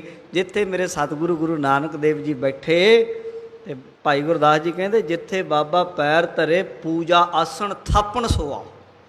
ਜਿੱਥੇ ਬਾਬਾ ਨਾਨਕ ਨੇ ਮਹਾਰਾਜ ਸੱਚੇ ਪਾਤਸ਼ਾਹ ਨੇ ਕਦਮ ਰੱਖ ਦਿੱਤੇ ਆਪਣੇ, ਉਹ ਥਾਂ ਪੂਜਣ ਯੋਗ ਹੋ ਗਿਆ ਤੇ ਅਸਥਾਪਿਤ ਹੋ ਗਿਆ। ਲੋਕ ਉੱਥੇ ਜਾ ਕੇ ਮਨੋ ਮੰਗੀਆਂ ਮੁਰਾਦਾਂ ਪਾਉਂਦੇ ਆ, ਉੱਥੋਂ ਕਦੇ ਕੋਈ ਖਾਲੀ ਨਹੀਂ ਜਾਂਦਾ। ਪਰ ਇਹ ਗੱਲ ਹੈ ਪ੍ਰੇਮ ਵਾਲਿਆਂ ਦੀ, ਵਿਸ਼ਵਾਸ ਵਾਲਿਆਂ ਦੀ। ਲਖਮੀ ਦਾਸ ਜੀ ਵੀ, ਛੋਟੇ ਪੁੱਤਰ ਵੀ ਇਸ ਪਰਖ ਦੀ ਘੜੀ ਵਿੱਚ ਖਰੇ ਨਾ ਉਤਰ ਸਕੇ। ਕਹਿੰਦੇ ਵੀ ਇਹ ਗੱਲ ਉਚਿਤ ਨਹੀਂ, ਇਹ ਹੋ ਨਹੀਂ ਸਕਦਾ ਹੈ। ਹਾਂ, ਉੱਤਮ ਹੋਤੋ ਜੋ ਦਾਸਨ ਮਾਹੀ। ਗੁਰੂ ਨਾਨਕ ਦੇਵ ਮਹਾਰਾਜ ਸੱਚੇ ਪਾਤਸ਼ਾਹ ਜੀ ਨੇ ਵੀ ਵੇਖਿਆ ਤੇ ਉੱਥੇ ਫਿਰ ਭਾਈ ਲਹਿਣਾ ਜੀ ਜੋ ਬਾਅਦ ਵਿੱਚ ਗੁਰੂ ਅੰਗਦ ਦੇਵ ਜੀ ਬਣੇ, ਉਹ ਬੈਠੇ ਸਨ। ਗੁਰੂ ਨਾਨਕ ਦੇਵ ਜੀ ਨੇ ਤੀਜਾ ਵਚਨ ਭਾਈ ਲਹਿਣਾ ਜੀ ਵੱਲ ਇਸ਼ਾਰਾ ਕੀਤਾ। ਇਸ਼ਾਰਾ ਕਰਕੇ ਕਹਿਣ ਲੱਗੇ, ਕਹਿੰਦੇ ਲਹਿਣੇ ਉਠੋ ਸੋ ਲਹਿਣਾ ਤੋਹੀ। ਆਹਾ, ਭਾਈ ਲਹਿਣਿਆ ਤੂੰ ਬਹੁਤ ਕੁਝ ਲੈਣਾ ਹੈ, ਤੂੰ ਲੈਣ ਵਾਲਾ ਹੈ, ਉੱਠ ਫਿਰ ਜਾ, ਤੈਨੂੰ ਵੀ ਇਹੀ ਹੁਕਮ ਹੈ। ਜਿਹੜੀ ਮੇਰੀ ਆਗਿਆ ਮੇਰੇ ਪੁੱਤਰਾਂ ਨੂੰ ਸੀ ਕਿ ਕਿੱਕਰ ਤੇ ਚੜ੍ਹ ਕੇ ਕਿੱਕਰ ਹਿਲਾਓ, ਤੁਹਾਨੂੰ ਵੀ ਇਹੀ ਹੁਕਮ ਹੈ, ਜਾਓ ਉੱਤੇ ਚੜ੍ਹ ਕੇ ਕਿੱਕਰ ਦੇ ਟਾਹਣੇ ਹਿਲਾਓ। ਤੇ ਸਾਰੀ ਸੰਗਤ ਜਿੰਨੀ ਹੈ ਨਾ, ਇਹ ਸੰਗਤ ਨੂੰ ਭੋਜਨ ਦਿਓ ਤਿਆਰ ਕਰਕੇ, ਲੰਗਰ ਜਾਂ ਕਹਿ ਲਓ ਕਿ ਪਦਾਰਥ ਲਿਆਓ। ਤੇ ਸੰਗਤ ਨੂੰ ਵੀ ਆਖਿਆ, ਸੰਗਤ ਜੀ ਤੁਸੀਂ ਭਾਈ ਲਹਿਣੇ ਦੇ ਪਿੱਛੇ ਪਿੱਛੇ ਜਾਓ ਤੇ ਜਿਹਨੂੰ ਜਿਹੜੀ ਚੀਜ਼ ਦੀ ਲੋੜ ਹੈ ਪਕਵਾਨ ਡਿੱਗਣਗੇ। ਉਸ ਵੇਲੇ ਬਾਹਰ ਨੂੰ ਚਲੇ ਗਏ, ਸਾਰੇ ਦੇ ਸਾਰੇ ਪਿੱਛੇ ਹੀ। ਵਚਨ ਦੀ ਦੇਖੋ ਕਿੱਡੀ ਵੱਡੀ, ਅੰਦਰ ਮੰਨਣ ਦੀ ਕਿੰਨੀ ਵੱਡੀ ਉਹਨਾਂ ਦੇ ਤਾਕਤ ਸੀ। ਕਵੀ ਜੀ ਕਹਿੰਦੇ ਨੇ ਕਿ ਮਹਾਰਾਜ ਦਾ ਬਚਨ ਸੁਣਦਿਆਂ ਛੇਤੀ ਦੇਣੇ ਉੱਠੇ, ਕੱਪੜੇ ਵੀ ਨਾ ਸਾਂਭੇ। ਨਹੀਂ ਤੇ ਬੰਦਾ ਉੱਠਦਾ ਕੱਪੜੇ ਸਾਂਭਦਾ, ਇੱਧਰ ਉੱਧਰ ਦੇਖਦਾ ਤੁਰਦਾ, ਤੇ ਛੇਤੀ ਦੇਣੇ ਉੱਠੇ, ਇੱਕਦਮ ਮਹਾਰਾਜ ਦੇ ਹੁਕਮ ਨੂੰ ਮੰਨਿਆ ਹੈ। ਉੱਠਦਿਆਂ ਸਾਰ ਧਰਮਸ਼ਾਲਾ ਤੋਂ ਬਾਹਰ ਨਿਕਲ ਗਏ। ਸਾਰੀ ਸੰਗਤ ਨੂੰ ਵੀ ਆਖਿਆ, ਸੰਗਤ ਜੀ ਆਓ। ਗੁਰੂ ਨਾਨਕ ਦੇਵ ਮਹਾਰਾਜ ਨੇ ਆਖਿਆ ਕਿ ਕਿੱਕਰਾਂ ਤੋਂ ਮਠਿਆਈਆਂ ਚੜਨੀਆਂ ਤੇ ਚੜਨਗੀਆਂ। ਭਾਈ ਲਹਿਣਾ ਜੀ ਦਾ ਕਿੱਡਾ ਵਿਸ਼ਵਾਸ ਹੈ, ਸਾਡੇ ਵਰਗਾ ਅੱਜ ਦਾ ਬੰਦਾ ਹੁੰਦਾ ਉਹਨੇ ਕਹਿਣਾ ਜੀ ਇਦਾਂ ਕਿਵੇਂ ਹੋ ਜਾਏ, ਇਹ ਤੇ ਹਿਪਨੋਟਾਈਜ਼ ਕੀਤਾ ਹੋਣਾ, ਇਹ ਤੇ ਜੀ ਹੋ ਸਕਦਾ ਕੁਝ ਹੋਰ ਹੋਵੇ। ਨਾ ਨਾ, ਗੁਰੂ ਨਾਨਕ ਦੇ ਘਰ ਕਿਸੇ ਚੀਜ਼ ਦਾ ਘਾਟਾ ਨਹੀਂ। ਗੁਰੂ ਨਾਨਕ ਜੋ ਚਾਹੇ ਕੰਡਿਆਂ ਤੋਂ ਫੁੱਲ ਬਣਾ ਦੇ ਸਾਧ ਸੰਗਤ। ਬਾਬਾ ਨਾਨਕ ਸਰਬ ਕਲਾ ਸਮਰੱਥ ਹੈ। ਤਾਂ ਭਾਈ ਲਹਿਣਾ ਜੀ ਇਹ ਗੱਲ ਜਾਣਦੇ ਸਨ, ਜਾਣ ਗਏ ਸਨ ਗੁਰੂ ਨਾਨਕ ਦੇਵ ਦੀ ਸਮਰੱਥਾ ਕੈਸੀ ਹੈ। ਭਾਵੇਂ ਰੰਚਕ ਮਾਤਰੇ ਜਾਣੀ, ਪਰ ਅੰਦਰ ਐਸੀ ਭਾਵਨਾ ਸੀ ਕਿ ਬਾਬਾ ਨਾਨਕ ਸਭ ਤੋਂ ਵੱਡਾ। ਤਦੇ ਬਾਣੀ 'ਚ ਲਿਖਿਆ, ਸਭ ਤੋਂ ਵੱਡਾ ਸਤਿਗੁਰ ਨਾਨਕ ਜਿਨ ਕਲ ਰਾਖੀ ਮੇਰੀ। ਗੁਰੂ ਅਰਜਨ ਦੇਵ ਜੀ ਨੇ ਲਿਖਿਆ ਸਭ ਤੋਂ ਵੱਡਾ ਗੁਰੂ ਨਾਨਕ, ਤੇ ਜੇ ਉਹਨਾਂ ਜਾਣਿਆ ਤਦੇ ਕਹਿੰਦੇ ਸਨ ਨਾ। ਤਾਂ ਭਾਈ ਲਹਿਣਾ ਜੀ ਦੇ ਅੰਦਰ ਵੀ ਇਹ ਵਿਸ਼ਵਾਸ ਹੈ, ਸੰਗਤ ਨੂੰ ਨਾਲ ਲੈ ਲਿਆ ਹੈ। ਉਸ ਵੇਲੇ ਸਾਧ ਸੰਗਤ ਜੀ ਬਾਹਰ, ਸੰਗਤ ਵੀ ਪਿੱਛੇ ਪਿੱਛੇ ਆ ਗਈ। ਸਤਿਗੁਰੂ ਗੁਰੂ ਨਾਨਕ ਦੇਵ ਜੀ ਖੜੇ ਦੇਖ ਰਹੇ ਆ। ਭਾਈ ਲਹਿਣਾ ਜੀ ਜਾ ਕੇ ਕਿੱਕਰ ਦੇ ਦਰਖਤ ਦੇ ਕੋਲ ਉੱਤੇ ਚੜ ਗਏ ਹਨ। ਉੱਤੇ ਜਾ ਕੇ ਮੋਟਾ ਜਿਹਾ ਟਾਹਣਾ ਫੜਿਆ, ਜਾ ਕੇ ਪੈਰ ਲਾ ਕੇ ਇੱਕ ਟਾਹਣੇ ਨੂੰ ਤੇ ਦੂਜੇ ਟਾਹਣੇ ਨੂੰ ਹੱਥ ਨਾਲ ਫੜ ਕੇ ਇੱਦਾਂ ਜ਼ੋਰ ਨਾਲ ਟਾਹਣਾ ਹਿਲਾ ਦਿੱਤਾ। ਤੇ ਕਹਿੰਦੇ ਡਿੱਗਦਿਆਂ ਹੀ ਭੋਜਨ ਦੇ ਸੇ, ਬਸ ਡਿੱਗਦੇ ਪਦਾਰਥ ਦਰਖਤ ਦੇ ਉੱਤੋਂ ਮਾਨੋ ਕਿ ਟੋਕਰੀਆਂ ਭਰ ਭਰ ਰੱਖੀਆਂ ਹੋਣ, ਲੱਡੂਆਂ ਦੀਆਂ, ਜਲੇਬੀਆਂ ਦੀਆਂ, ਪੇੜਿਆਂ ਦੀਆਂ ਤੇ ਤਰ੍ਹਾਂ ਤਰ੍ਹਾਂ ਦੇ ਪਕਵਾਨਾਂ ਦੀਆਂ। ਤੇ ਸਾਧ ਸੰਗਤ ਜੀ ਅਸਮਾਨੋਂ ਪਦਾਰਥ ਡਿੱਗੇ ਹਨ, ਪੂਰੀਆਂ, ਲੱਡੂ, ਜਲੇਬੀਆਂ, ਐਸੇ ਐਸੇ ਪਦਾਰਥ ਡਿੱਗੇ ਹਨ। ਸਾਰੇ ਦੇਖਦੇ ਆ, ਹੈਰਾਨ ਰਹਿ ਗਏ। ਕਵੀ ਜੀ ਕਹਿੰਦੇ ਇਉਂ ਨਹੀਂ ਕਿ ਅੱਜ ਸਾਨੂੰ ਹੈਰਾਨੀ ਹੁੰਦੀ ਹੈ ਕਿ ਇੱਦਾਂ ਕਿਵੇਂ ਹੋ ਗਿਆ। ਕਵੀ ਜੀ ਕਹਿੰਦੇ ਉਦੋਂ ਵੀ ਜਿੰਨੀ ਸੰਗਤ ਸੀ ਉਹ ਵੀ ਹੈਰਾਨ ਰਹਿ ਗਈ। ਸਾਰਿਆਂ ਦੇ ਕਹਿ ਲਓ ਕਿ ਮੂੰਹ 'ਚ ਉਂਗਲਾਂ ਦੰਦੇ ਆ ਵੀ ਆਹ ਕੀ ਹੋ ਗਿਆ। ਦਿਮਾਗ ਤੋਂ, ਅਕਲ ਤੋਂ ਪਰੇ ਦੀ ਗੱਲ ਹੋ ਗਈ, ਪਰ ਹੈਰਾਨ ਰਹਿ ਗਏ, ਦੰਗ ਰਹਿ ਗਏ। ਇਹਨੂੰ ਕਰਾਮਾਤ ਕਹਿੰਦੇ ਹਨ। ਤੇ ਸੰਗਤ ਜਿਹੜੀ ਸਾਧ ਸੰਗਤ ਜੀ ਕਈ ਦਿਨਾਂ ਦੀ ਭੁੱਖੀ ਸੀ ਨਾ, ਸੰਗਤ ਦੇ ਲਈ ਕਰਾਮਾਤ ਵਰਤ ਜਾਂਦੀ ਹੈ। ਸੰਗਤ ਦੇ ਲਈ ਸਭ ਕੁਝ ਹੋ ਜਾਂਦਾ ਹੈ। ਕੋਈ ਸਾਡੇ ਵਰਗਾ ਇਹ ਗੱਲ ਆਖੇ ਅਸ਼ਰਦਕ ਵੀ ਮੈਂ ਨਹੀਂ ਮੰਨਦਾ, ਮੇਰੇ ਲਈ ਕਰੋ, ਤੇ ਇੱਦਾਂ ਨਹੀਂ ਹੁੰਦਾ। ਸੰਗਤ ਲਈ ਹੋ ਸਕਦਾ। ਸੰਗਤ ਦੇ ਲਈ ਤੇ ਪਾਣੀ ਦਾ ਦੁੱਧ ਬਣਾ ਸਕਦੇ ਪਾਤਸ਼ਾਹ ਜੀ। ਸੰਗਤ ਦੇ ਲਈ ਤੇ ਧਰਤੀ ਸੋਨੇ ਦੀ ਕਰ ਸਕਦੇ ਆ। ਸੰਗਤ ਦੇ ਲਈ ਤੇ ਅਸਮਾਨ 'ਚੋਂ ਸਭ ਪਦਾਰਥ ਵਰਸਾ ਸਕਦੇ ਆ। ਐਸੀ ਸੰਗਤ ਦੇ ਉੱਤੇ ਮਹਾਰਾਜ ਕਿਰਪਾ ਕਰਦੇ ਆ। ਸੰਗਤ ਨਾਲ ਇੰਨਾ ਹੀ ਪਿਆਰ ਹੈ ਤਾਂ ਉਹ ਸੰਗਤ ਦੀ ਭੁੱਖ ਦੇਖ ਕੇ ਕਲਾ ਵਰਤਾਈ ਹੈ। ਤੇ ਸਾਧ ਸੰਗਤ ਜੀ ਤਰ੍ਹਾਂ ਤਰ੍ਹਾਂ ਦੇ ਪਦਾਰਥ ਸੰਗਤਾਂ ਨੇ ਲਏ, ਝੋਲੀਆਂ ਕਰ ਲਈਆਂ, ਝੋਲੀਆਂ ਭਰ ਗਈਆਂ ਤੇ ਸਭ ਨੇ ਛਕਿਆ ਹੈ। ਤੇ ਸਾਧ ਸੰਗਤ ਜਿਉਂ-ਜਿਉਂ ਦਰਖਤ ਨੂੰ ਹਿਲਾਉਂਦੇ ਹਨ, ਤਿਉਂ-ਤਿਉਂ ਪਦਾਰਥ ਡਿੱਗੀ ਜਾਂਦੇ ਔਰ ਸੰਗਤਾਂ ਝੋਲੀਆਂ ਭਰੀ ਜਾਂਦੀਆਂ ਹਨ। ਤੇ ਸਾਧ ਸੰਗਤ ਜੀ ਕੱਪੜੇ ਥੱਲੇ ਵਿਛਾ ਦਿੱਤੇ। ਕਈ ਤਰ੍ਹਾਂ ਦੇ ਪਦਾਰਥ ਵਸਤਰਾਂ ਦੇ ਉੱਤੇ, ਕੱਪੜਿਆਂ ਦੇ ਉੱਤੇ ਡਿੱਗ ਗਏ। ਸੰਗਤਾਂ ਨੇ ਰੱਜ ਰੱਜ ਕੇ ਛਕੇ ਹਨ।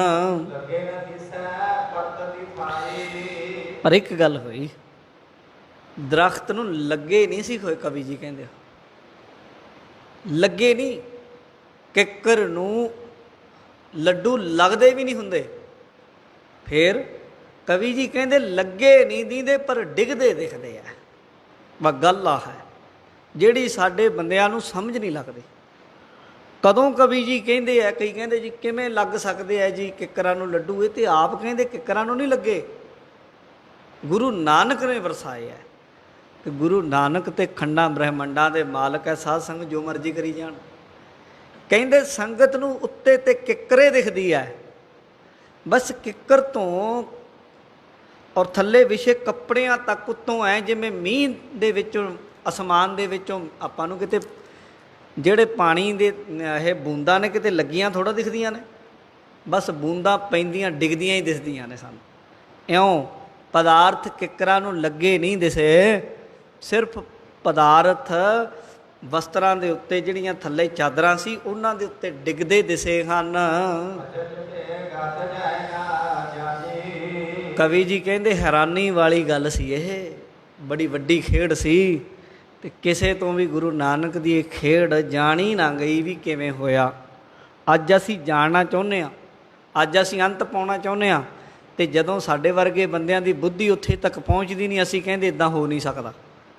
ਪਰ ਕਵੀ ਜੀ ਕਹਿੰਦੇ ਉਹ ਹੈਰਾਨੀ ਵਾਲੀ ਗੱਲ ਸੀ, ਕਿਸੇ ਤੋਂ ਜਾਣੀ ਨਾ ਗਈ ਤੇ ਜਾਣੀ ਵੀ ਨਹੀਂ ਜਾਣੀ। ਗਿਆਨ ਧਿਆਨ ਕਿਛ ਕਰਮ ਨਾ ਜਾਣਾ, ਸਾਰ ਨਾ ਜਾਣਾ, ਤੇਰੀ ਸਾਡੀ ਸਮਝੋ ਪਰੇ ਹੈ। ਤੁਮਰੀ ਗਾਤ ਮਿਤ ਤੁਮ ਹੀ ਜਾਨੀ, ਨਾਨਕ ਦਾਸ ਸਦਾ ਕੁਰਬਾਨੀ। ਤੇਰੀ ਗਤ ਤੇਰੀ ਮਰਿਆਦਾ ਤੂੰ ਜਾਣਦਾ ਮਾਲਕ।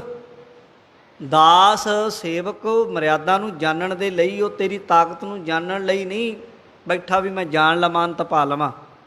ਸੇਵਕ ਤੇ ਨਾਨਕ ਦਾਸ ਸਦਾ ਕੁਰਬਾਨੀ। ਸੇਵਕ ਤੇ ਕੁਰਬਾਨ ਜਾਂਦਾ ਹੈ ਆਪਣੇ ਗੁਰੂ ਤੋਂ, ਬਲਿਹਾਰੇ ਜਾਂਦਾ ਹੈ ਆਪਣੇ ਗੁਰੂ ਤੋਂ ਕਿ ਮੇਰੇ ਗੁਰੂ ਨੇ ਕੀ ਕਰ ਦਿੱਤਾ। ਮੇਰਾ ਗੁਰੂ ਸਮਰੱਥ ਹੈ, ਸਰਬ ਕਲਾ ਸਮਰੱਥ ਹੈ, ਕੁਝ ਵੀ ਕਰ ਸਕਦਾ ਹੈ। ਤੇ ਸਾਰੀਆਂ ਸੰਗਤਾਂ ਸਾਧ ਸੰਗਤ ਧੰਨ ਗੁਰੂ ਨਾਨਕ, ਧੰਨ ਗੁਰੂ ਨਾਨਕ, ਧੰਨ ਗੁਰੂ ਨਾਨਕ ਆਖਣ ਲੱਗ ਪਈਆਂ ਹਨ। ਕਿਉਂਕਿ ਇੱਕ ਤੇ 3 ਦਿਨਾਂ ਦਾ ਮਿਲਿਆ ਕੁਝ ਨਹੀਂ, 3 ਦਿਨ ਹੋ ਗਏ ਖਾਧਾ ਕੁਝ ਨਹੀਂ, ਭੋਜਨ ਪਦਾਰਥ ਨਹੀਂ ਮਿਲਿਆ, ਮੌਕਾ ਹੀ ਨਹੀਂ ਮਿਲਿਆ। ਮੀਂਹ ਇੰਨਾ ਸੀ, ਚਾਰੇ ਪਾਸੇ ਪਾਣੀਓ ਪਾਣੀ ਹੋਇਆ ਪਿਆ, ਬਣਾਉਣ ਦੇ ਲਈ ਵੀ ਸਮਾਂ ਨਾ ਲੱਗਿਆ ਭੋਜਨ।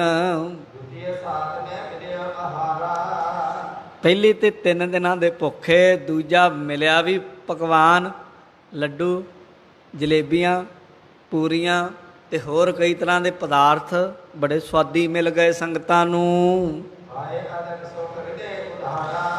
ਤੇ ਜਦੋਂ ਛਕੇ ਨਾ ਜੀ ਬੜੇ ਖੁਸ਼ ਹੋ ਗਏ, ਆਨੰਦ ਪ੍ਰਸੰਨ ਹੋ ਗਏ ਹਨ।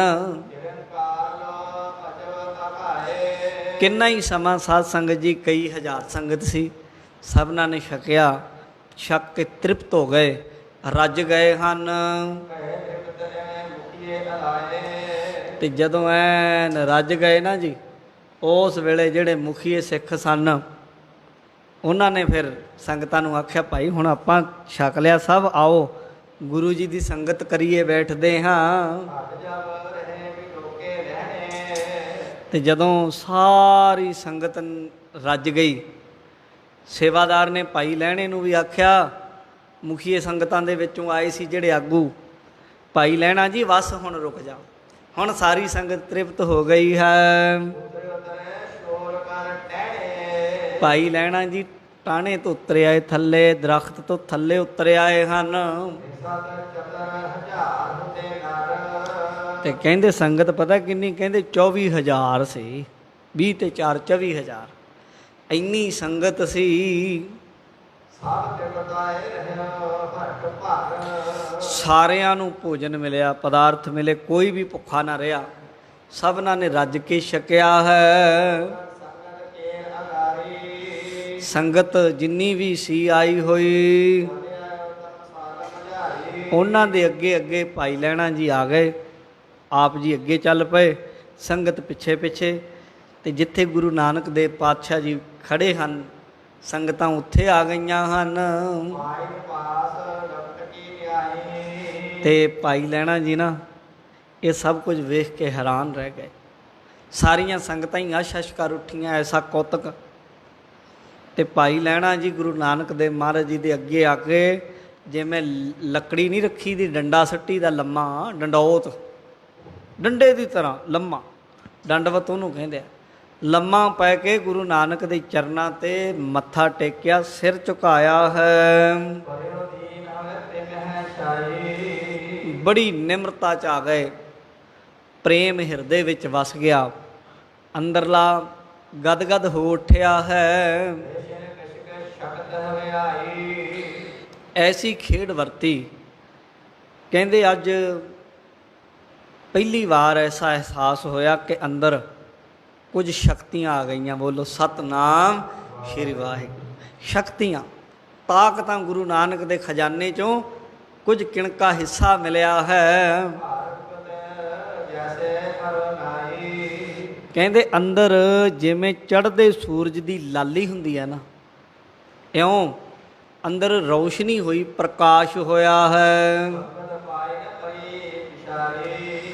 ਤੇ ਸੰਗਤ ਵੀ ਆਈ ਤੇ ਨਮਸਕਾਰਾਂ ਕਰਦੀ ਹੈ, ਬਾਰ-ਬਾਰ ਮੱਥੇ ਟੇਕਦੀ ਹੈ। ਸਰਦਾ ਜਗੀ ਪਰਮ ਸੁਖਕਾਰੀ। ਜਿਹੜੇ ਵਿੱਚ ਮਾੜੇ ਮੋਟੇ ਕੋਈ ਅਸ਼ਰਦਕ ਵੀ ਸਨ, ਕੋਈ ਉੱਦਾਂ ਵੀ ਆ ਜਾਂਦੇ, ਕਈਆਂ ਦੇ ਲਈ ਮੇਲਾ ਹੀ ਹੁੰਦਾ, ਮੇਲਾ ਦੇਖਣ ਆਉਂਦੇ ਆ, ਉਹ ਵੀ ਆਹ ਸਾਰਾ ਕੁਝ ਕੌਤਕ ਦੇਖ ਕੇ ਸਾਧ ਸੰਗਤ ਜੀ ਗੁਰੂ ਨਾਨਕ ਮਹਾਰਾਜ ਸੱਚੇ ਪਾਤਸ਼ਾਹ ਦੇ ਅੱਗੇ ਝੁਕ ਗਏ ਹਨ, ਇਸਮੇ ਬਚਨ ਪਛਾਨੇ।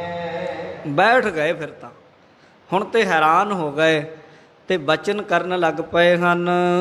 ਸੈ ਅਚਰਜ ਕੋ ਨ ਜਾਣ ਹੈ। ਤੇ ਸਾਰੇ ਕਹਿੰਦੇ ਜੀ ਅੱਜ ਤੇ ਹੈਰਾਨੀ ਵਾਲੀ ਗੱਲ ਵਰਤ ਗਈ।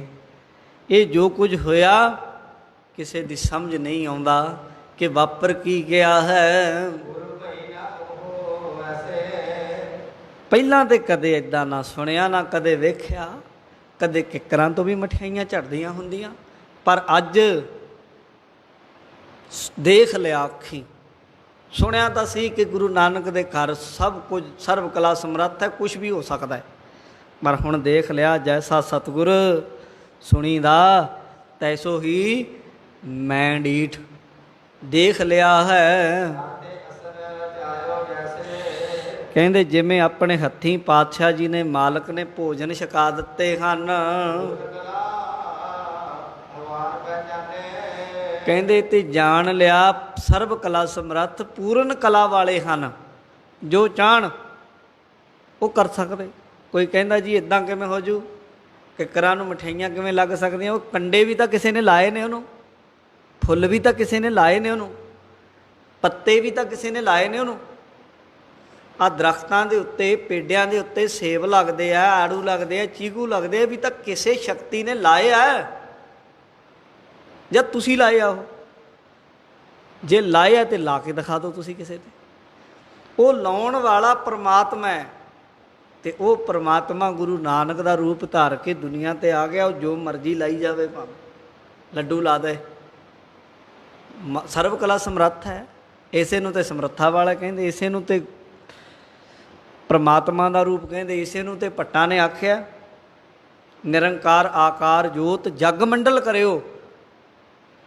ਨਿਰੰਕਾਰੀ ਜੋਤ ਨੇ ਆਕਾਰ ਧਾਰ ਕੇ ਸੰਸਾਰ ਦੇ ਵਿੱਚ ਆਉਣਾ ਕੀਤਾ, ਇੱਥੋਂ ਚੱਕਰ ਲਾਇਆ। ਉਹ ਗੁਰੂ ਨਾਨਕ ਦੇਵ ਮਹਾਰਾਜ ਹੈ ਪ੍ਰਮਾਤਮਾ ਦਾ ਰੂਪ ਹੈ। ਇਹੀ ਤਾਂ ਗੱਲ ਹੈ ਜੀ। ਮਾਨਵ ਆਤਮਾ ਏਕ ਮਿਲਾਨੇ। ਤੇ ਅਨੇਕਾਂ ਤਰ੍ਹਾਂ ਦੇ ਲੋਕ ਫਿਰ ਹੁਣ ਜਦੋਂ ਇਹ ਗੱਲ ਚਾਰੇ ਪਾਸੇ ਪਸਰ ਗਈ ਤੇ ਦੂਰ ਦੂਰ ਤੋਂ ਲੋਕੀ ਆਉਣ ਲੱਗ ਪਏ। ਜਿੱਧਰ ਨੂੰ ਵੀ ਗੁਰੂ ਜੀ ਜਾਂਦੇ ਹਨ, ਹੁਣ ਤੇ ਗੁਰੂ ਜੀ ਦੇ ਪਿੱਛੇ ਪਿੱਛੇ ਹਜ਼ਾਰਾਂ ਦੇ ਹਿਸਾਬ ਨਾਲ ਸੰਗਤਾਂ ਆਉਂਦੀਆਂ, ਪਿੱਛੇ ਹੀ ਰਹਿੰਦੀਆਂ ਹਨ। ਜਿੱਧਰ ਵੀ ਦੇਖੋ ਧੰਨ ਗੁਰੂ ਨਾਨਕ, ਧੰਨ ਗੁਰੂ ਨਾਨਕ ਹੁੰਦੀ ਹੈ। ਚਾਰੇ ਪਾਸੇ ਸਤਿਗੁਰੂ ਗੁਰੂ ਨਾਨਕ ਦੇਵ ਮਹਾਰਾਜ ਜੀ ਦਾ ਨਾਮ ਦਾ ਜਕਾਰਾ, ਜੈ ਜੈਕਾਰ ਚਾਰੇ ਪਾਸੇ ਹੋ ਰਹੀ ਹੈ। ਸਾਰੇ ਪਾਸੇ ਸਾਧ ਸੰਗਤ ਜੈ ਜੈਕਾਰ, ਜੈ ਜੈਕਾਰ। ਹਰ ਕੋਈ, ਆਪਾਂ ਵੀ ਕਰ ਲਈਏ, ਸਾਰੇ ਬਾਣੀ ਦੀ ਪੰਕਤੀ ਪੜ੍ਹਿਆ ਕਰੋ ਨਾਲੋਂ ਨਾਲ। ਜੈ ਜੈਕਾਰ ਕਰੇ ਸਭ ਕੋਈ, ਜੈ ਜੈਕਾਰ ਕਰੇ ਸਭ ਕੋਈ, ਜੈਕਾਰ ਕਰੇ ਸਭ, ਜੈ ਜੈ ਜੈਕਾਰ ਕਰੇ ਸਭ ਕੋਈ, ਜੈ ਜੈਕਾਰ ਕਰੇ ਸਭ ਕੋਈ, ਜੈਕਾਰ ਕਰੇ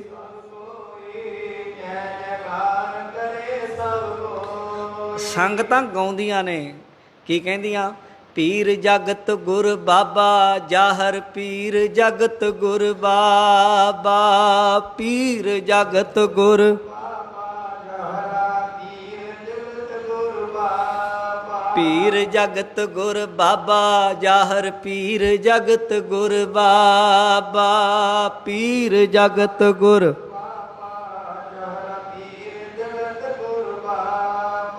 ਇਹ ਕੋਈ ਕੱਚੀ ਬਾਣੀ ਨਹੀਂ ਆਪਣੇ ਕੋਲੋਂ ਬਣਾਈਆਂ ਹੋਈਆਂ ਮਨੋਕਲਪਿਤ ਕਹਾਣੀਆਂ ਨਹੀਂ, ਧਾਰਨਾ ਨਹੀਂ, ਇਹ ਬਾਣੀ ਹੈ ਭਾਈ ਗੁਰਦਾਸ ਜੀ ਦੀ। ਜਾਹਰ ਪੀਰ ਜਗਤ ਗੁਰੂ ਬਾਬਾ। ਅੱਜ ਤੇ ਗੁਰੂ ਗ੍ਰੰਥ ਸਾਹਿਬ ਦੀ ਬਾਣੀ ਹੈ, ਹਰ ਮਨ ਤਨ ਵਸਿਆ ਸੋਈ, ਜੈ ਜੈਕਾਰ ਕਰੇ ਸਭ ਕੋਈ। ਦੁਨੀਆ ਪਿੱਛੇ ਲੱਗੀ ਫਿਰਦੀ ਹੈ। ਜੈ ਦੇ ਹਵੈ ਉਚਾਰ ਸੁਖ ਧਾਮੋ। ਜਿੱਥੇ ਕਿਤੇ ਵੀ ਗੁਰੂ ਨਾਨਕ ਦੇ ਮਹਾਰਾਜ ਸੱਚੇ ਪਾਤਸ਼ਾਹ ਜੀ ਹੁੰਦੇ ਨਾ, ਤੇ ਬਾਣੀ ਮੁੱਖੋਂ ਬੋਲਦੇ, ਸਤਿਗੁਰੂ ਗੁਰੂ ਨਾਨਕ ਪੜ੍ਹਦੇ, ਬਾਣੀ ਦੀ ਵਿਚਾਰ ਹੁੰਦੀ। ਗੁਰੂ ਸਾਹਿਬ ਦੇ ਕੋਲ ਆ ਕੇ ਲੋਕੀ ਆਤਮਿਕ ਅਵਸਥਾ ਦੀਆਂ ਬਾਤਾਂ ਪੁੱਛਦੇ, ਗੱਲਾਂ ਪੁੱਛਦੇ, ਵਿਚਾਰਾਂ ਪੁੱਛਦੇ, ਗੋਸ਼ਟੀਆਂ ਹੁੰਦੀਆਂ। ਵੱਖੋ ਵੱਖਰੇ ਮਤ ਮਤਾਂਤਰਾਂ ਦੇ ਸਾਧੂ ਮਹਾਤਮਾ ਗੁਰੂ ਨਾਨਕ ਦੇ ਮਹਾਰਾਜ ਜੀ ਦੇ ਕੋਲ ਆਉਂਦੇ ਤੇ ਆ ਕੇ ਆਪਣੇ ਆਤਮਿਕ ਤੌਰ ਤੇ ਜਿੱਥੇ ਕਿਤੇ ਕੋਈ ਰੁਕਿਆ, ਆਪਣੀ ਆਤਮਿਕ ਤਰੱਕੀ ਦੇ ਲਈ ਗੁਰੂ ਨਾਨਕ ਪਾਤਸ਼ਾਹ ਦੇ ਕੋਲੋਂ ਸਿੱਖਿਆ ਲੈਂਦੇ, ਉਪਦੇਸ਼ ਲੈਂਦੇ, ਸਿੱਖ ਬਣਦੇ ਹਨ। ਘਰ ਵਿਚਾਰ ਹੋਏ ਚਿਤ ਸੋ ਖੇਮਾ। ਤੇ ਗੁਰੂ ਨਾਨਕ ਦੇ ਮਹਾਰਾਜ ਜੀ ਦੇ ਨਾਲ ਵਿਚਾਰ ਕਰਦੇ, ਮਹਾਰਾਜ ਬਾਣੀ ਦੀ ਵਿਚਾਰ ਸੁਣਾਉਂਦੇ ਤੇ ਚਿੱਤ ਦੇ ਵਿੱਚ ਪ੍ਰੇਮ ਪੈਦਾ ਹੋ ਜਾਂਦਾ। ਮੁਕਤੀ ਦੇ ਅਧਿਕਾਰੀ ਗੁਰਸਿੱਖ ਬਣ ਜਾਂਦੇ ਹਨ। ਸਤਿਗੁਰ ਵਿਖੇ ਬੇਣ ਉਭਾਗਾ। ਦੇਖੋ, ਇਹ ਤੇ ਗੁਰੂ ਜੀ ਨੇ ਖੇਡ ਵੱਖਰੀ ਵਰਤਾ ਦਿੱਤੀ। ਕਹਿੰਦੇ ਸਤਿਯੁਗ ਦੇ ਵਿੱਚ ਇੱਕ ਬੇਣ ਨਾਮ ਦਾ ਰਿਸ਼ੀ ਹੋਇਆ, ਰਾਜ ਰਿਸ਼ੀ। ਉਹ ਇਦਾਂ ਦਾ ਸੀ ਕਿ ਉਹਨੇ ਸਤਿਯੁਗ ਦੇ ਸਮੇਂ ਕਲਯੁਗ ਵਾਲੇ ਕੰਮ ਕੀਤੇ, ਪੁੱਠੇ, ਧਰਮ ਦਾ ਕੋਈ ਕੰਮ ਨਹੀਂ ਸੀ ਕਰਦਾ। ਉਹ ਬੇਣ ਰਿਸ਼ੀ ਨੇ ਸਤਿਯੁਗ 'ਚ ਕਲਯੁਗ ਵਰਤਾਇਆ ਸੀ, ਪਰ ਧੰਨ ਗੁਰੂ ਨਾਨਕ ਦੇਵ ਮਹਾਰਾਜ ਨੇ ਕਲਯੁਗ 'ਚ ਸਤਿਯੁਗ ਵਰਤਾ ਦਿੱਤਾ। ਇਹ ਖੇਡ ਹੈ ਗੁਰੂ ਨਾਨਕ ਦੇ ਘਰ ਦੀ।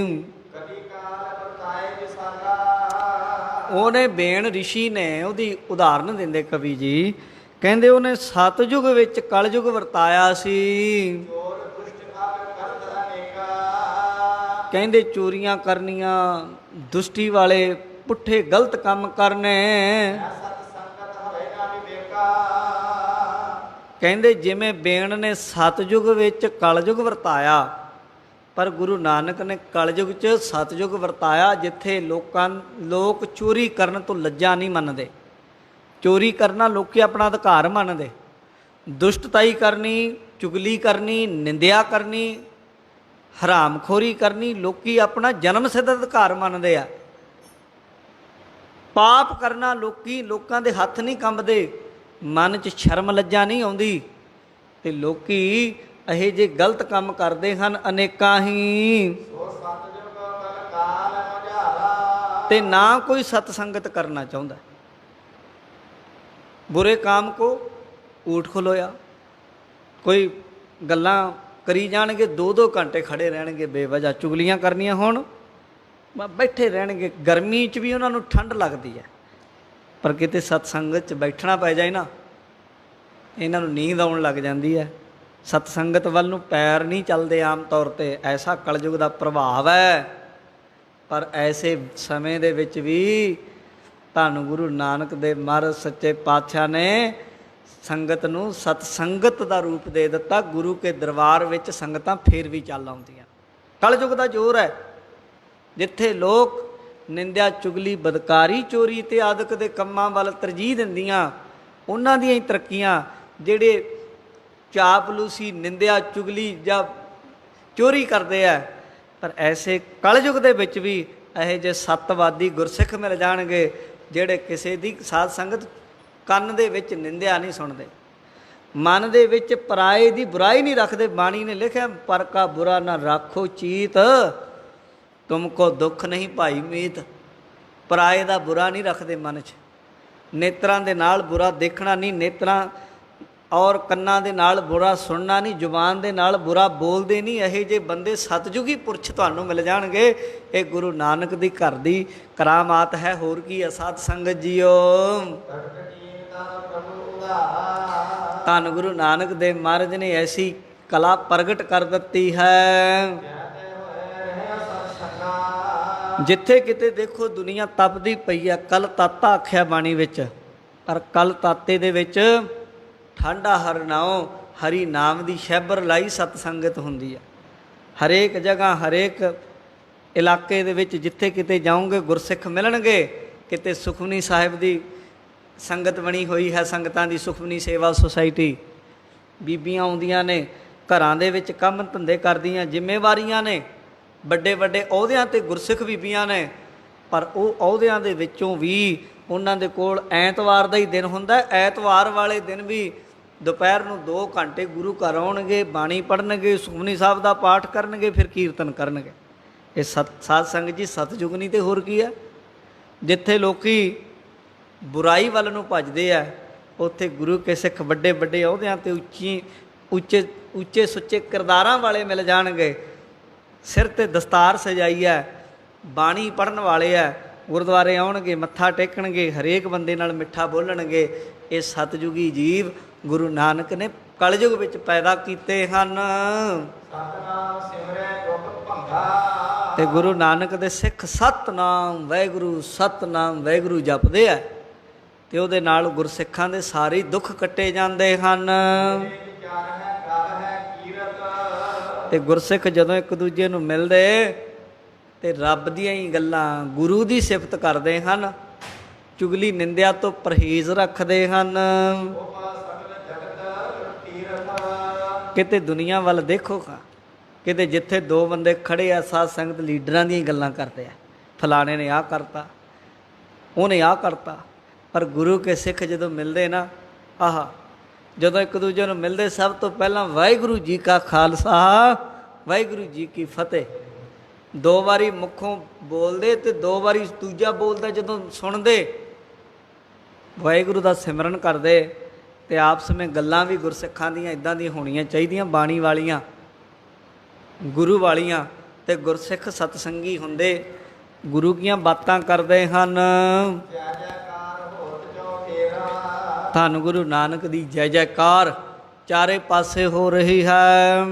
ਉਮਤ ਸਭ ਕੈ ਪ੍ਰੇਮ ਘਨੇਰਾ। ਤੇ ਸਾਰਿਆਂ ਦੇ ਹਿਰਦੇ ਵਿੱਚ ਗੁਰੂ ਨਾਨਕ ਦੇ ਘਰ ਦੇ ਪ੍ਰਥਾਏ ਪ੍ਰੇਮ ਵੱਧਦਾ ਹੀ ਜਾਂਦਾ ਹੈ। ਮਿਲੇ ਅਨੇਕ ਹਜ਼ਾਰਾਂ। ਬਸ ਫਿਰ ਹੁਣ ਤੇ ਕੀ ਦੱਸੀਏ। ਕਹਿੰਦੇ ਕਰਤਾਰਪੁਰ ਸਾਹਿਬ ਵੱਲ ਨੂੰ ਸੰਗਤਾਂ ਵਹੀਰਾਂ ਘੱਤ ਕੇ ਆਉਣ ਲੱਗ ਪਈਆਂ। ਰੋਜ਼ ਹੀ ਹਜ਼ਾਰਾਂ ਦੀ ਗਿਣਤੀ ਵਿੱਚ ਧੰਨ ਗੁਰੂ ਨਾਨਕ ਦੇਵ ਮਹਾਰਾਜ ਸੱਚੇ ਪਾਤਸ਼ਾਹ ਜੀ ਦੇ ਦਰਸ਼ਨਾਂ ਨੂੰ ਹਜ਼ਾਰਾਂ ਸੰਗਤਾਂ ਦਾ ਆਉਣਾ ਹੋ ਗਿਆ ਹੈ। ਤੇ ਲੰਗਰ ਚੱਲਦੇ, ਸਾਰੀਆਂ ਸੰਗਤਾਂ ਦੇ ਲਈ ਲੰਗਰ ਵਿੱਚੋਂ ਚੰਗਾ ਭੋਜਨ ਬਣਦਾ ਹੈ। ਸਾਧ ਸੰਗਤ ਕਿਸੇ ਨੂੰ ਕੋਈ ਬੰਧਨ ਨਹੀਂ ਕਿ ਤੁਸੀਂ ਧਨ ਲੈ ਕੇ ਆਓ, ਪਦਾਰਥ ਲੈ ਕੇ ਆਓ। ਜੇ ਲੈ ਕੇ ਆਓਗੇ ਤਦੇ ਕੁਝ ਤੁਹਾਡੀ ਪੁੱਛ ਪ੍ਰਤੀਤ ਹੈ ਨਾ। ਭਾਵੇਂ ਕੋਈ ਲੱਖ ਲਿਆਵੇ, ਭਾਵੇਂ ਕੋਈ ਕੌਡੀ ਲਿਆਵੇ, ਸਭ ਨੂੰ ਇੱਕੋ ਜਿਹਾ ਮਾਨ ਸਨਮਾਨ ਪ੍ਰੇਮ ਪਿਆਰ ਮਿਲਦਾ ਹੈ। ਜੇ ਕੋਈ ਵਾਧੂ ਲੈ ਆਉਂਦਾ ਉਹਨੂੰ ਮੋੜ ਦਿੰਦੇ, ਕਹਿੰਦੇ ਨਹੀਂ ਲੋੜ ਕਿਸੇ ਚੀਜ਼ ਦੀ। ਐਂ ਥੋੜ੍ਹਾ ਵੀ ਬਿਨਾਂ ਮਤਲਬ ਚੀਜ਼ਾਂ ਲਿਆਈ ਰੱਖੀ ਚੱਲੋ ਨਾ। ਬਸ ਕੋਈ ਆਪਣੀ ਸੇਵਾ ਮਾੜੀ ਮੋਟੀ ਕਰਨੀ ਚਾਹੁੰਦਾ ਸੰਗਤ ਦੀ ਕਰ ਲੈ, ਤੇ ਵਾਧੂ ਕਿਸੇ ਦੀ ਚੀਜ਼ ਅੰਗੀਕਾਰ ਨਹੀਂ ਕੀਤੀ ਜਾਂਦੀ। ਤੇ ਸਾਧ ਸੰਗਤ ਜੀ ਅੰਮ੍ਰਿਤ ਵੇਲੇ ਧੰਨ ਗੁਰੂ ਨਾਨਕ ਦੇਵ ਮਹਾਰਾਜ ਸੱਚੇ ਪਾਤਸ਼ਾਹ ਇਸ਼ਨਾਨ ਨੂੰ ਜਾਂਦੇ। ਜਿੰਨੀ ਸੰਗਤ ਹੈ ਗੁਰੂ ਘਰ ਰਹਿਣ ਵਾਲੀ ਸਾਰੀ ਅੰਮ੍ਰਿਤ ਵੇਲੇ ਉੱਠਦੇ ਹਨ। ਸਤਿਗੁਰੂ ਗੁਰੂ ਨਾਨਕ ਦੇਵ ਜੀ ਮਹਾਰਾਜ ਜਾ ਕੇ ਕੋਲ ਦੀ ਕਰਤਾਰਪੁਰ ਸਾਹਿਬ ਦੇ ਦਰਿਆ ਲੰਘਦਾ ਹੈ। ਸਵੱਛ ਦਰਿਆ ਦੇ ਜਲ ਵਿੱਚ ਜਾ ਕੇ ਗੁਰੂ ਜੀ ਇਸ਼ਨਾਨ ਕਰਦੇ। ਕਿੰਨਾ ਸਮਾਂ ਜਲ ਵਿੱਚ ਖੜੇ ਰਹਿੰਦੇ, ਗਰਦਨ ਤੱਕ ਪਾਣੀ ਆਉਂਦਾ ਹੈ। ਤੇ ਸਵੇਰ ਤੱਕ ਇਸ਼ਨਾਨ ਕਰਦਿਆਂ ਜਲ ਵਿੱਚ ਖੜ ਕੇ ਸਤਨਾਮ ਵਾਹਿਗੁਰੂ ਦਾ ਜਾਪ ਕਰਨਾ। ਤੇ ਸਾਧ ਸੰਗਤ ਜੀ ਗਲ ਤੱਕ ਪਾਣੀ ਆਉਂਦਾ, ਇਸ਼ਨਾਨ ਕਰਦੇ ਹਨ। ਤੇ ਗੁਰੂ ਨਾਨਕ ਦੇਵ ਮਹਾਰਾਜ ਸੱਚੇ ਪਾਤਸ਼ਾਹ ਜੀ ਜਾ ਕੇ ਖੜ੍ਹਦੇ ਹਨ। ਅੱਗੇ ਆਪਾਂ ਇੱਕ ਕੱਲ੍ਹ ਨੂੰ ਬੜੀ ਪਿਆਰੀ ਇੱਕ ਅਦਭੁਤ ਘਟਨਾ ਹੈ, ਜਿਹਦੇ ਵਿੱਚ ਬਾਬਾ ਲਹਿਣਾ ਜੀ ਬਾਹਰ ਖੜ੍ਹੇ ਆ। ਮੀਂਹ ਪੈ ਗਿਆ, ਠੰਡ ਦੀ ਰੁੱਤੇ, ਪਾਣੀ ਵਿੱਚ ਖੜ੍ਹੇ ਖੜ੍ਹੇ ਡਿੱਗ ਗਏ ਮੀਂਹ 'ਚ ਠੰਡ ਨਾਲ। ਦੇਖਦੇ ਹਾਂ ਕਿ ਕਿਵੇਂ ਉਹਨਾਂ ਦੀ ਸੇਵਾ ਪ੍ਰਵਾਨ ਹੁੰਦੀ ਆ, ਤੇ ਗੁਰੂ ਨਾਨਕ ਦੇਵ ਮਹਾਰਾਜ ਕਿਵੇਂ ਬਖਸ਼ਿਸ਼ਾਂ ਕਰਦੇ। ਉਹ ਸਾਰੇ ਪ੍ਰਸੰਗ ਆਪਾਂ ਕੱਲ੍ਹ ਨੂੰ ਸੁਣਾਂਗੇ। ਸੰਗਤਾਂ ਨੂੰ ਬੇਨਤੀ ਹੈ ਸਮੇਂ ਸਿਰ ਆਇਆ ਕਰੋ, ਆਪ ਵੀ ਹੋਰ ਸੰਗਤਾਂ ਨੂੰ ਵੀ ਲਿਆ ਕਰੋ ਪ੍ਰੇਰ ਕੇ ਗੁਰੂ ਘਰ। ਹੋਰ ਜਿੱਥੇ ਬਾਹਰ ਬੈਠ ਕੇ ਗੱਲਾਂ ਬਾਤਾਂ ਜਾਂ ਸਮਾਂ ਆਪਣਾ ਲੰਘਾਉਣਾ ਹੁੰਦਾ, ਗੁਰੂ ਘਰ ਸੰਗਤ ਵਿੱਚ ਬੈਠਿਆ ਕਰੋ, ਆਇਆ ਕਰੋ, ਗੁਰੂ ਕੀਆਂ ਕਥਾ ਕਹਾਣੀਆਂ ਸੁਣਿਆ ਕਰੋ, ਤਾਂ ਕਿ ਸਾਡੇ ਲੋਕ ਸੁਖੀਏ। ਪ੍ਰਲੋਕ ਸੁਹੇਲੇ ਹੋਵਣ। ਸੋ ਸਭ ਸੰਗਤ ਦਾ ਧੰਨਵਾਦ। ਹੋਈਆਂ ਭੁੱਲਾਂ ਦੀ ਖਿਮਾ ਜੀ। हे अच्युत हे पार ब्रह्म अविनाशी अगनास, हे पूरन हे सर्वमय।